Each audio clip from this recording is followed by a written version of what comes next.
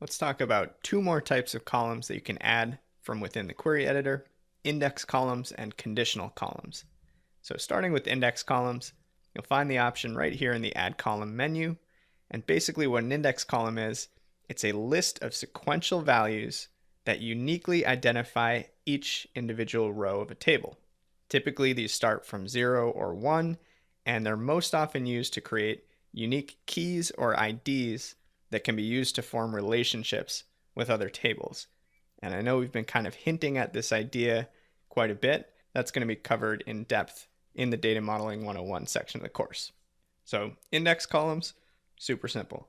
Moving on to conditional columns, these are a bit more interesting. You can find them right there above the index column option in the Add Column tab. And basically these allow you to define new fields based on logical rules or if-then conditions. So example that we're going to be walking through is creating a new conditional column that we're naming quantity type. And the way that we want to define quantity type is a function of the order quantity column. So we can tell Power BI for any row in our table where the order quantity equals 1, I want to set my quantity type equal to single item. If my order quantity is greater than 1, I want to set my quantity type to multiple items. And then you always have this kind of catch-all value if false otherwise statement at the end. That's basically the value that you want your column to take in the case that all of the rows or line items above are false. So Power BI is going to cycle through each row from top to bottom, and if none of those conditions are met, that otherwise statement is the value that's returned.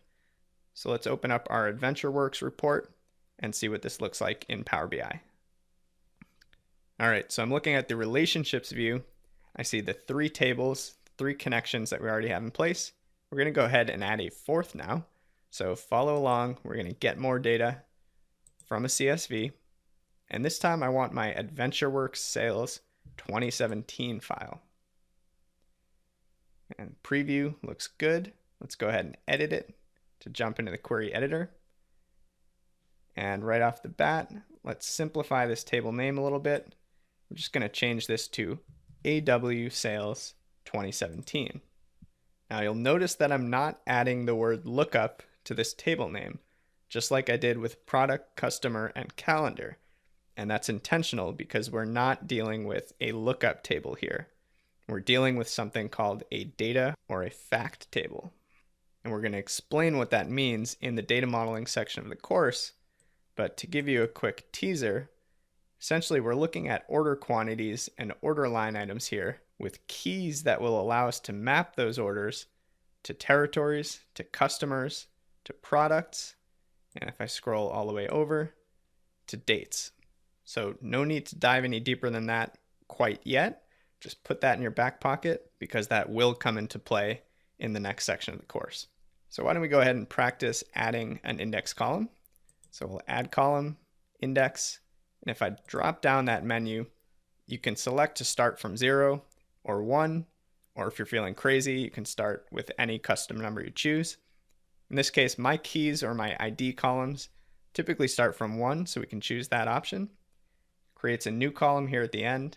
Kind of interesting, it formatted it as a decimal number, which doesn't really matter, but let's go ahead and make it a whole number, just like the other columns here. And a little shortcut, instead of dragging it to the beginning of the table, you can right click, use this move option, and move it to the beginning just in one click. So there we go. Maybe this is something like an order ID that we want to use to kind of track each individual order, in which case we could rename the column. But to be honest, we don't need this ID or key column here. In fact, it may just complicate and confuse things down the road.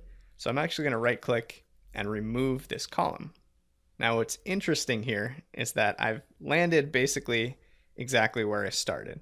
This is the table in its current untouched form, but you'll notice that there are now 7 steps in my applied steps here, because even though I removed my index column, that step was recorded and that step still exists here in the history of my applied steps. So what this means is that whenever this Sales 2017 connection is refreshed, Power BI is going to run through all of these applied steps. It's going to add an index column, change the type, move it to the beginning of the table, and then delete it, which is really inefficient and downright silly when you think about it. So rather than just calling it a day because I'm back at the correct table format, the proper approach here would be to actually remove all of those steps back to before I even added the index column in the first place. And now nothing's changed with my table preview.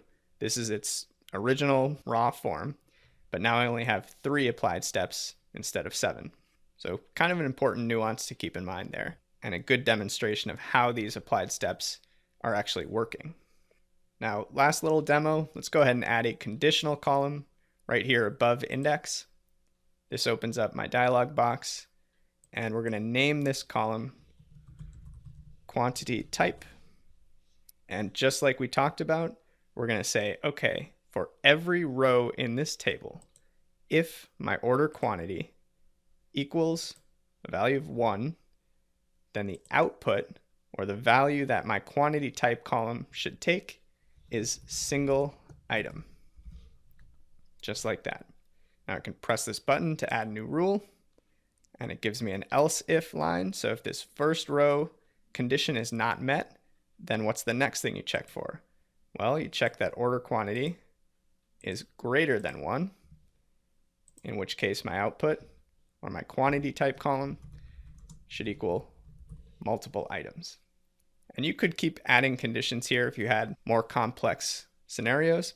In this case, what we have here is a fully comprehensive and mutually exclusive list of conditions. We don't have any rows with an order quantity of 0, and I sure hope we don't have any rows with a quantity of negative values. So that just leaves us with 2 possible options. You've ordered one thing, or you've ordered more than one thing. But that said, as a best practice, kind of rule of thumb, I always put an otherwise value in here. So let's just say, if something's crazy, we get some weird data that we weren't anticipating, we'll just set quantity type to other and press OK. And there you go. You've got our new column, quantity type. You can see that it's taking values of either multiple or single item based on this order quantity column.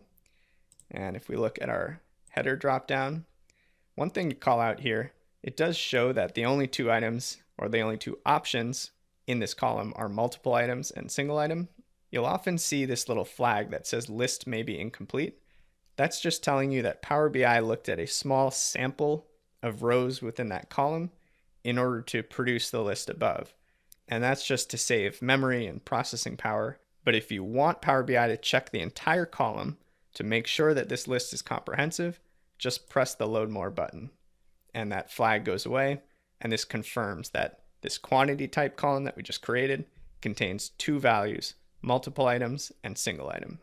So press OK, and that's just about all we need to do. So let's go ahead and enter our Home tab and press Close and Apply. All right, let's save our workbook and keep moving on.